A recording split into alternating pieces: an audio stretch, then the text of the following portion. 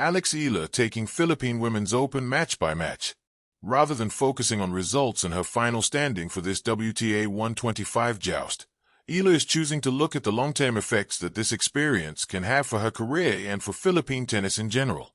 I think the fact that this is happening and the fact that I'm able to have a match at home is really the focus of this tournament, Eala said during her pre-tournament press conference. And the fact that there are so many Filipinos here, that's the focus and the highlight of this week for me more than winning the whole thing, she added. Zeroed in. Even as Eala takes in the added layer of the Philippine Women's Open being her home tournament, not much has changed with her approach to the competition. Not one to get ahead of herself.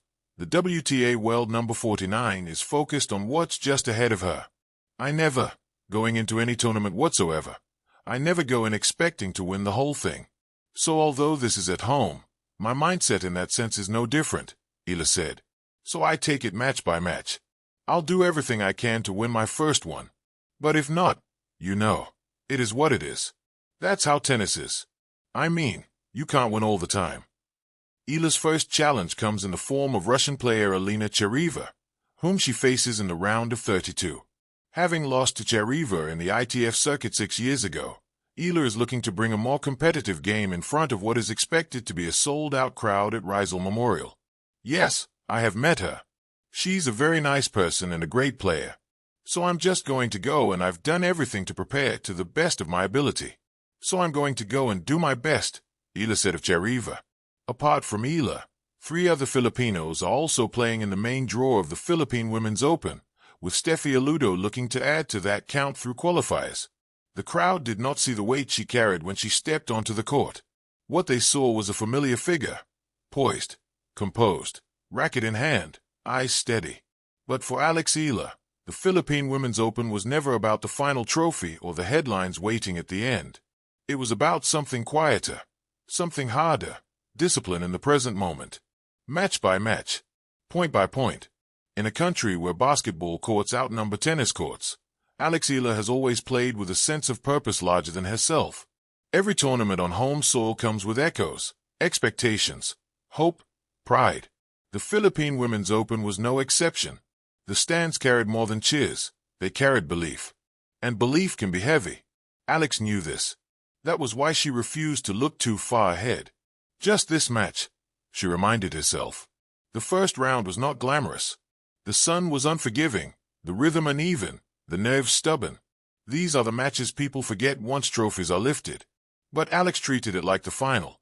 She chased every ball, adjusted to every bounce, accepted every error without drama.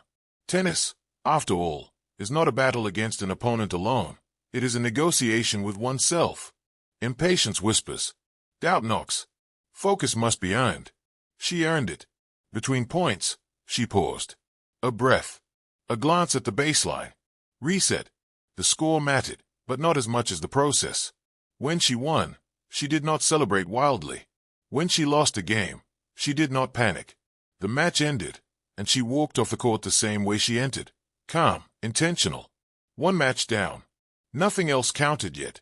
As the tournament progressed, the pressure subtly changed shape. The opponents grew sharper, more confident. The rally stretched longer, the margins thinner. But Alex's approach stayed stubbornly simple. She did not play the draw. She did not play the crowd. She played the ball in front of her. This is what match by match truly means. It is not a cliché. It is a survival strategy. There were moments when the home crowd roared after a winning point, and moments when silence fell after an unforced error. Alex absorbed neither too deeply. Applause can distract just as much as criticism. Her strength lay in balance. She trusted the work she had put in. Years of early mornings, endless drills, and lonely courts far from home. Those memories steadied her when momentum threatened to slip. In the quarterfinals, the match tightened. Long rallies tested her legs. Smart shots tested her patience. It would have been easy to rush, to force winners, to play hero tennis in front of a waiting nation. Instead, Alex chose restraint. She constructed points carefully, accepting that not every rally needed a highlight ending. Sometimes, winning meant waiting. She won that match not with flash, but with clarity. By the semifinals, the narrative around her had grown louder. Media questions circled. Support poured in. So did pressure. Yet Alex kept her world small. Hotel room. Court. Warm-up. Match. Repeat. The tournament was shrinking, but her focus was narrowing even more. There is a particular kind of courage in refusing to dream too early. The final arrived quietly. No matter how big the stage, a tennis match still begins the same way. A coin toss, a first serve, a ball in motion. Alex stood at the baseline, aware of the significance yet anchored in the present. This was not the Philippines versus the world. This was not history versus expectation. This was one more match. The rallies were intense, the emotions sharper. Momentum swung. Fatigue crept in. But Alex's face remained steady. She adjusted, adapted, trusted. When mistakes happened, she let them go. When opportunities came, she took them, decisively, without hesitation. And when the final point was won, it did not feel sudden. It felt earned. The applause was thunderous. Flags waved. Cameras flashed. But the victory was built long before that moment, built in the discipline of staying present, in the refusal to be distracted by what might come next.